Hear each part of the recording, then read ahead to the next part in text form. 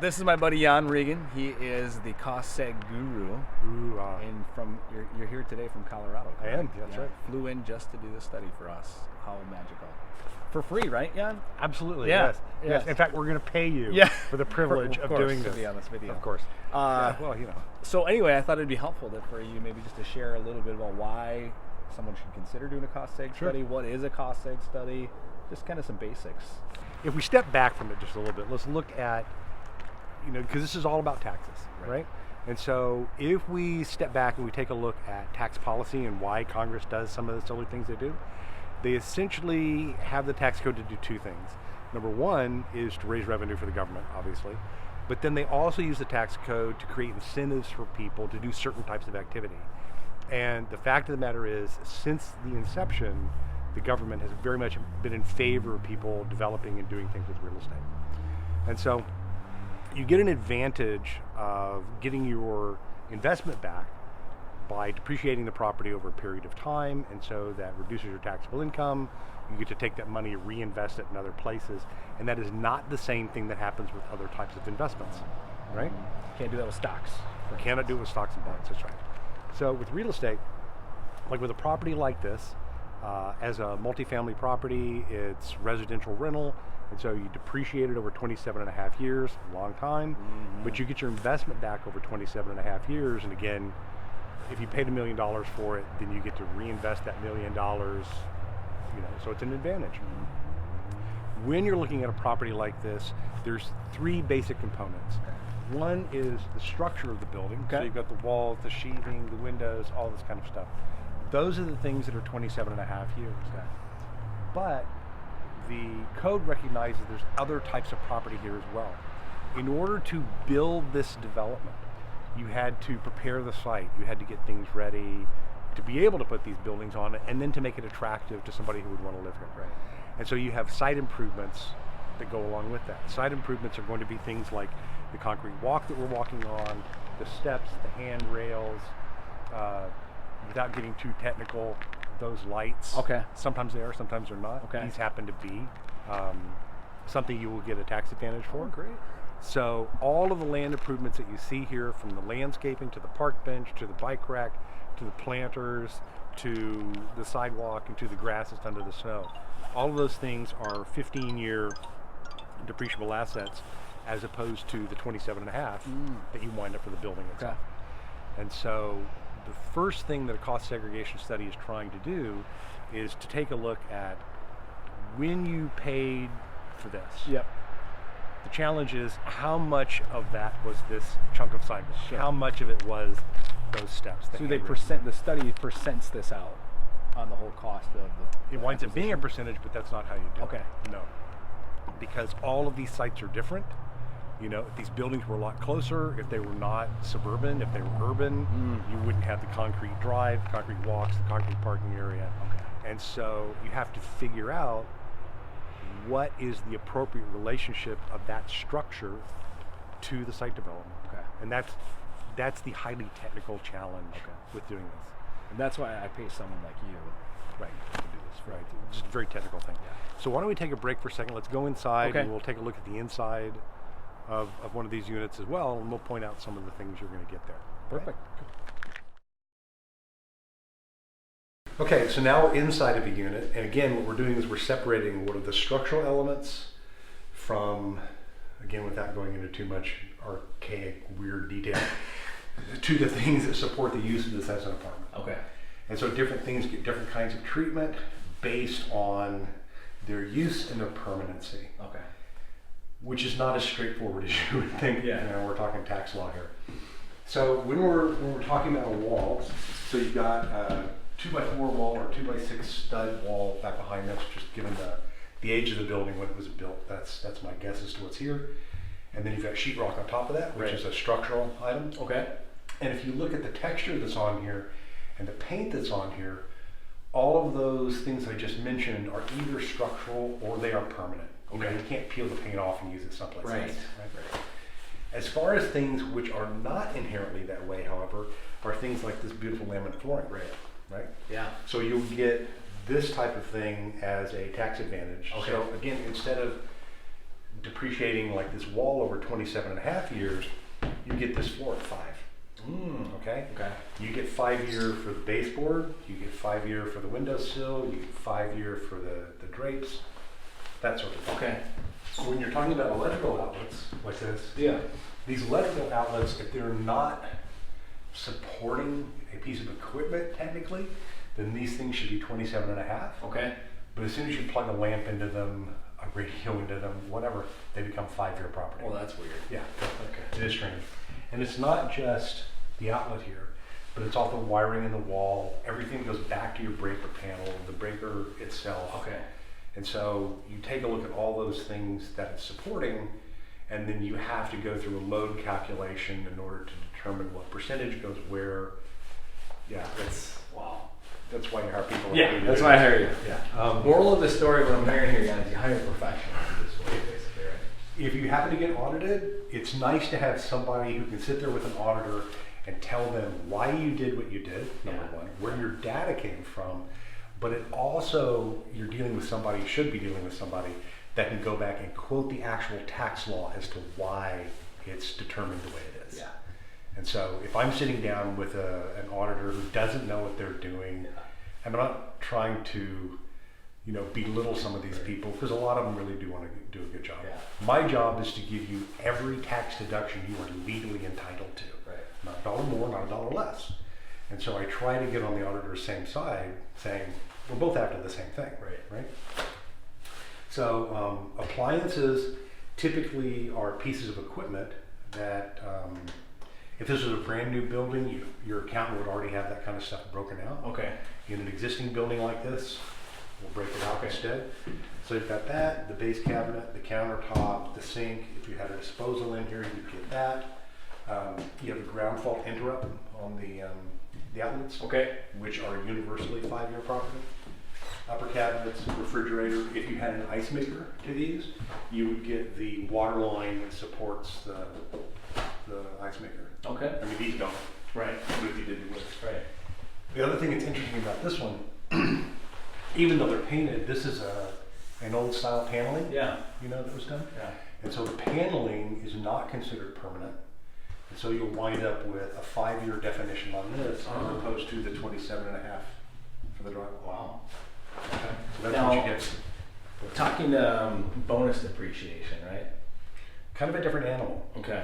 So you have things which are defined typically as 5 year assets on the inside, Yep. 15 year assets on the outside. Okay. Because this is a real viable way for the IRS to create an incentive to do this kind of activity, they like it so much that they created some additional incentives through bonus depreciation. Okay. And at this particular time, everything that you can define that has a life of less than 20 years is subject to a 100% bonus deduction. So where this normally might have taken you 5 years to get all the tax breaks, or the tree out there 15 years to get all the tax breaks, instead you can buy this property today, and just to be clear, we're December 2019, Yeah. right? You can buy it today and you can get 100% of those trees and the landscaping, the sidewalk and the parking lot and all that, 100% of the kitchen cabinets, et cetera, the day you buy the building. Which is an excellent thing It's for huge. someone like myself. Right, it's insane Right. how much it is. Yeah. And this is the first time in our history that they've created this kind of benefit for somebody who bought a building. Okay. It used to be that you had to build it. It had to be new construction. It had to be new renovations, that sort of thing. Okay. But right now, today, that's all you have to do is buy it, Very cool. which is crazy tax policy. But as an investor myself, I'm all over it. Yeah. So Yeah. And I'm sure that helps the cost seg business quite a bit. Right. I'm here to pay as few dollars in taxes as I possibly Yeah. can. Right. Yeah. Now, do you know anything yet about being a real estate investor professional versus somebody who just is buying this as an investment, like they're a doctor maybe, or? There are big differences. Okay. So what we're really talking about here is and I'm not a CPA, and so I'm not going to go out there and render tax advice. Yeah. This is really a conversation that somebody should have with their tax counsel. Yeah. That said, I'm not giving tax advice here, but that said, an investment like this is passive. Whatever income you get off of it, income or loss, is passive by nature. Mm-hmm. And so you have income, which is ordinary income. You have income, which is passive income. So an investment, it just pays you back. Yep. Those are the different kinds of activities, right? With this, though, if you're a real estate professional, or if you occupy the building, in the case of a manufacturer or something like that, then you have this kind of, in a manufacturer situation, you have kind of a fictional separation between the owner of the building and the people who operate the business in the building, right? It's done for liability reasons. Okay. In a multifamily or a single family rental kind of environment, that's not really the same thing, because you're not going to live in it. Right. It's not, tax laws are different there. And so with this, you really need to be a real estate professional, because there is a special rule, IRS section 469, that allows you to take the loss, and by loss I mean a paper loss, technical loss, don't have to actually lose money on it. Yeah. But you can take whatever loss that property generates and you can use it to offset ordinary income. Okay? Okay. Normally you're limited in how much of that you can do. Okay. And there's some very special rules about that. They change the rules every year or two. So talking about it here is almost immaterial. Okay. You have to look at when did I buy it, what's my situation, etc. Typically, if I'm a doctor and I buy an investment and I generate a tax loss, probably won't get any benefit from doing a cost seg study for that reason. Okay. It just doesn't It's quite. only going to offset your passive income, right? Is that the way I understand it?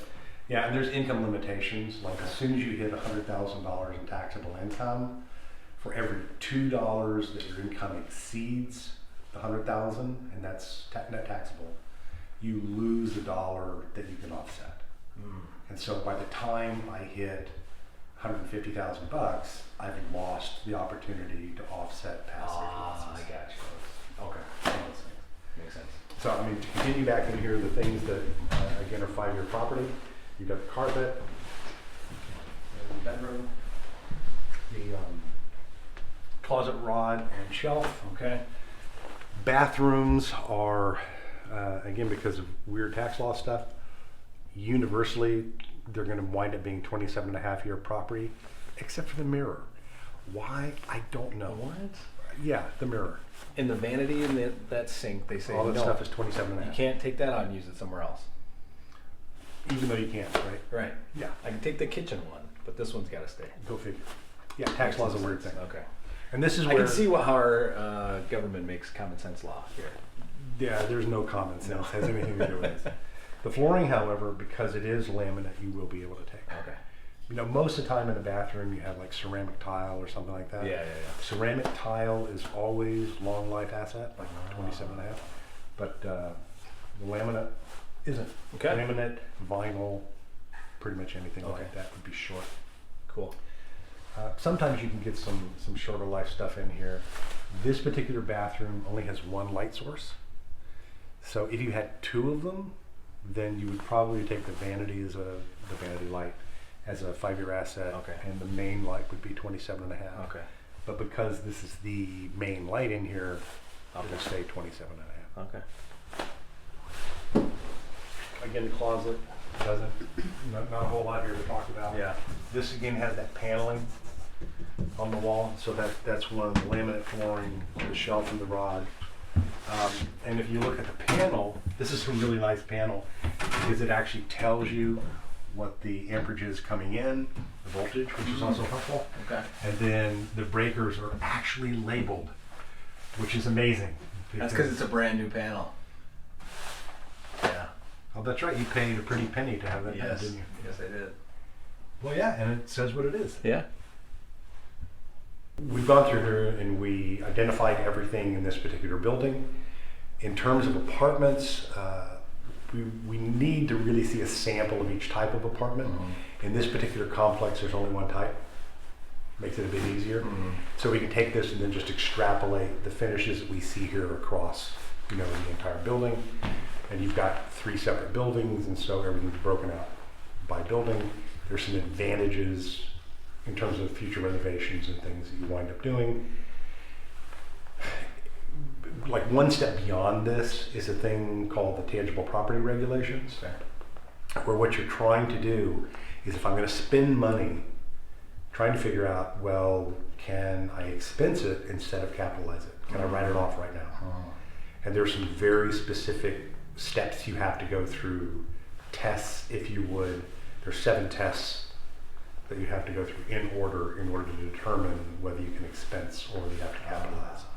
By having a cost segregation study, typically it can give you tons of the data that you need to make that decision. Like most people, if they had to replace the roof, would say, oh, I have to capitalize it. Yeah. You know, it's a major expense, Right. It's huge, whatever. But in most cases you don't if you have to write data. Cool. Yeah, so it can be a really big deal. That's awesome. And that's true to so many things in a building like this. Yeah. Like council, right? If you're going to replace the windows, there are percentages of windows that you can replace and expense them. And as soon as you cross over that percentage, 30%, if you cross over the 30% of your windows or your glass surface area, then you have to capitalize it. If you're less than 30%, you can expense it. Wow. And so if you stage it, like over a period of 3 years, you can expense all of your glass instead of having to capitalize it over 27 and a half years. So it's things like that. If you have someone who is forward thinking, right? Which I like to think that I am. Yeah. My firm is. So what we're going to do is give you that information so that in your future planning, you can say, oh, if I make this slight adjustment, I get these big tax advantages. And if I don't do the adjustment, then I get penalized for it, effectively. Yeah. Yeah, and just real briefly, if anybody wants to connect with you, what's the best way to get in contact with you or find out more about your company? Pick up the phone and give us a call, drop an email, one of those things. So it's Jan at safeharborag.com. Harbor, the English spelling, HABROUR. .com. So it's yregan at safeharbor.com. They can always get me through you. Yeah. Of course. Awesome. Or call me 303-548-3634. Beautiful. Cool. Thank you. Thank you. You bet. I really appreciate that. Yeah.